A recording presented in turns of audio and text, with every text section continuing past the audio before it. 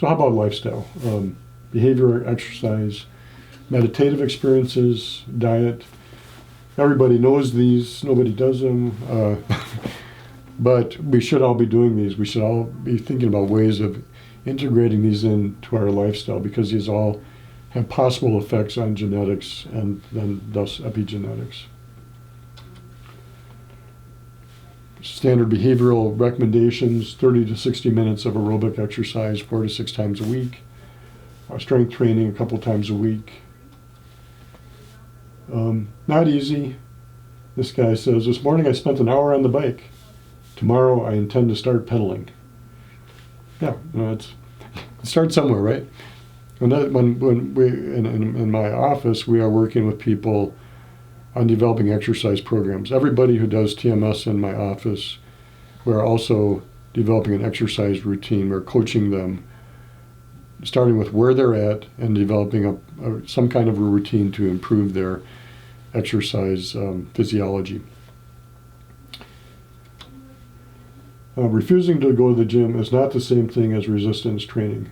Yeah, remember that. So it is hard to get people to exercise who aren't exercisers. It's easy if you've been an exerciser, if that's part of your lifestyle. You know it makes you feel good, you do it. If you haven't done it, you don't know it, and you gotta learn it. But you can start in small steps and build.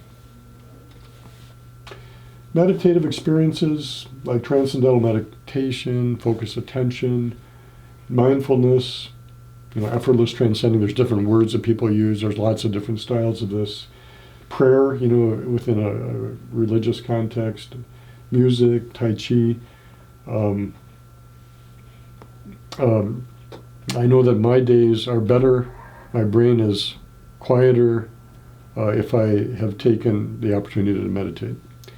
And so I do that as part of, I personally exercise and meditate every day, unless there's some catastrophe that day.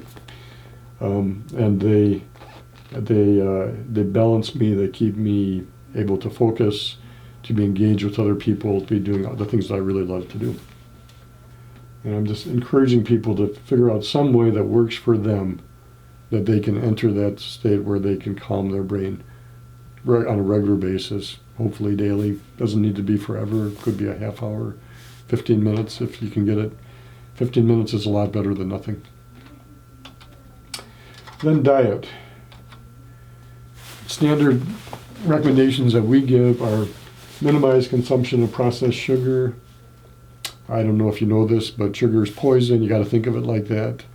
And if that's the case, then we're flooded by poison, right? I mean, you walk into any grocery store and any coffee shop, they're going to be, the sugar is calling you, right? We want to minimize the consumption of grain products. I can talk about that a little bit, but gluten in particular appears to have some negative effects, especially development of inflammation.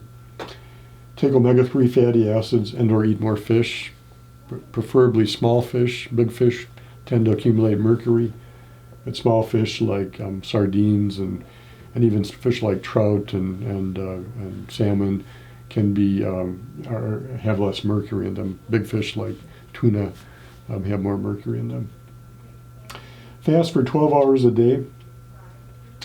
That can be a little bit challenging if you're like me. But you can work toward it. That means don't eat between dinner and breakfast. So for me, I often get home at 6 o'clock. We might have dinner done by 7. I'd like to go at least till 7 the next day. Really what I'd like to do is go till about 9 or 9:30. Then I'm getting 14 hours, and that would be optimal. I get hungry. I need to function. My brain feels like it can't engage as well sometimes, so sometimes I eat. But I'm working toward that. Take vitamin D. Almost everybody, especially in northern latitudes like South Dakota, is vitamin D deficient. Virtually everybody that we've tested, and we've we've tested over 200 people has been vitamin D deficient. So this sugar consumption business. Natural sugars in fruits and vegetables, unsweetened dairy products seem to be okay. You just want to limit granulated sugar, processed sugar, high fructose corn syrup, which is in every processed food almost, honey, maple syrup, things that have highly concentrated sugar. So fruits and vegetables, especially fruits, they have sugar in them, but you're also eating fiber, and that reduces the glycemic index, and that makes them less likely to trigger an insulin response, and we'll talk about the problems with insulin response in a minute. And this is it. So high sugar consumption results in a hyperinsulinemic state. So insulin follows sugar because it's trying to put the sugar in the cells. We are more hyperinsulinemic now as a culture than any time in the history of the world because we are eating more sugar. Our bodies aren't used to that. Chronic hyperinsulinemia and elevated blood sugar are toxic to the brain. So when you have your next candy bar, remember you're doing some toxicity to your brain. It doubles the risk of Alzheimer's disease, hyperinsulinemia does. Due to excessive sugar intake, again, we're probably more hyperinsulinemic than at any point in the history of mankind. So how is elevated insulin toxic to the brain? So there's an enzyme in your brain that's called insulin degrading enzyme. An insulin degrading enzyme breaks down insulin. So that's cool. It also breaks down amyloid. And amyloid is the plaque that develops in brains of people who have Alzheimer's disease. You get enough amyloid, you are more likely to have Alzheimer's disease. So this insulin degrading enzyme, you want it to be available to break down amyloid. If it's being used up breaking down insulin, because you're in a hyperinsulinemic state, then you don't have enough available to break down amyloid that can be developing. And that is one reason why hyperinsulinemia is toxic to the brain, because it uses up insulin degrading enzyme and doesn't allow you to break down amyloid as well. The second dietary thing that we suggest is that people at least limit consumption of grain products, especially processed wheat. There's some evidence that wheat increases inflammation throughout the body, including the brain, and we think that inflammation makes your brain sick. And gluten sensitivity seems to be the central problem, and it seems to create more problem for some people than others, like people with celiac disease. That is a gluten sensitive problem. But probably all of us have some issues with gluten, so it's worth understanding the problem with gluten. So why is wheat or gluten a problem? Here's the backstory. There's a molecule called gliadin, which is a component of the grain protein gluten. And gluten is protein bound. Gluten is found in wheat. So gliadin is found in gluten is found in wheat. Gliadin causes a substance called zonulin to increase in the intestines. When you eat gluten and gliadin comes out of the gluten, it causes zonulin to be released in your intestine. Zonulin appears to make our gut more permeable, and that is, it makes, if these are two cells in the GI system, and there's a pretty tight junction between them, right? Then not much is going to slip through in between my fingers, maybe a little bit, small things. If this is affected by gliadin, those holes get bigger. So bigger things are slipping in between your cells and into your bloodstream.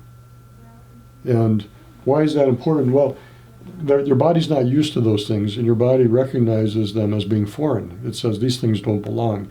So it develops an immune response to these other bigger things that are sliding through in between cells and causes an inflammatory state. that seems to trigger more autoimmunity. You know, we kind of have an epidemic right now of autoimmune diseases and hyperinflammatory states, and things like arthritis, and cancer is an inflammatory disease, coronary artery disease is an inflammatory illness.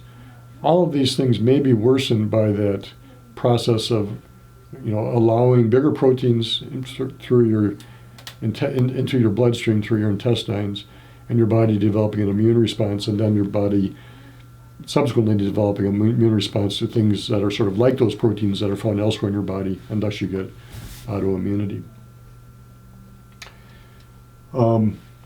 So we want to be thinking about that, how to make your GI system as healthy as possible, to decrease inflammation, to make your brain healthier. All of these things are connected. Omega-3 fatty acids, eat more fish. I suggest people start low, but aim for about 2,000 milligrams twice a day. Why? We'll go into that in a second. Usually this is completely benign. Most people have no side effects. An occasional person will have an upset stomach maybe. Some people will burp up a fishy taste. You can usually get around that by either freezing the omega-3 fish oil and eating the frozen tablets, or just finding a brand that doesn't do that to you.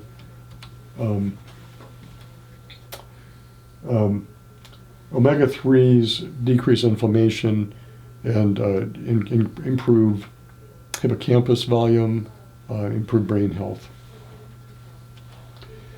Fast for 12 hours each day. Now that, again, we talked about that a minute ago. Try to finish eating dinner and then go 12 hours before breakfast or longer. And especially if you have an ApoE4 gene, an example of knowing your genetics, if you have an ApoE4 gene, which is a gene that predicts Alzheimer's disease, probably if you fast a little bit longer, you can decrease your likelihood of that gene expressing itself. So why fast? Keeps your insulin level from spiking before bedtime, since insulin spike at that time seems to contribute to insulin resistance. It also inhibits, insulin inhibits the release of melatonin, which helps you sleep, and inhibits growth hormone, which is good for keeping your brain vibrant. It promotes what's called autophagia, which is a process in which cells recycle components and destroy damaged proteins and mitochondria. So when you're starving a little bit, when you're a little bit low in blood sugar and your body's looking for food, it will break down old crappy cells that you need to get rid of anyway. So it kind of prunes out the bad stuff, and that's what we think happens with autophagia. And the last thing that fasting does is it induces ketosis, which is what we talked about earlier. Ketosis can trigger brain-derived neurotrophic factor release, that plus exercise. Take vitamin D. Here's some reasons. Reduces inflammation, reduces autoimmunity, improves brain function, reduces cancer cell growth, improves immunity, enhances mood and sleep, reduces the risk of heart disease. D3 is the most active form of vitamin D, so that's what I suggest that people take. It's available over the counter. Almost everybody needs some, especially at this latitude. And for most people, there's not a reason to not just take 2,000 units a day. Although you can, if you know your vitamin D level, you can be a little bit more precise about how much you need.